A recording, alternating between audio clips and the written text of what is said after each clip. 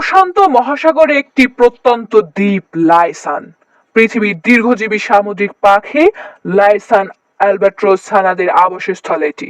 এই অ্যালবাট্রস ছানাটির বয়স 3 থেকে 4 মাস।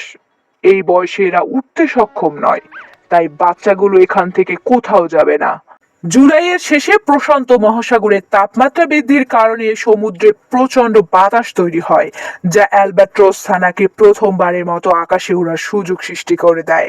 আবহাওয়া পরিবর্তনের দরুন শিকারীর খোঁজে প্রশান্ত মহাসাগরের সফর শুরু করে ভয়ঙ্কর সামুদ্রিক শিকারী টাইগার শার্ক। এই অ্যালবাট্রস ছানার উড়ে যাওয়ার নির্দিষ্ট সময়ে টাইগার শার্কের দল 1000 কিলোমিটার পথ পাড়ি দিয়ে এখানে চলে আসে। উঠতে গিয়ে যে বাচ্চাগুলো সমুদ্রে পড়ে যায় সেগুলোর বেশিরভাগই টাইগার শার্কের শিকারে পরিণত হয়। সম্পূর্ণ ভিডিও দেখতে চাইলে আপনি ইউটিউব অথবা ফেসবুক পেজে চলে আসতে পারেন।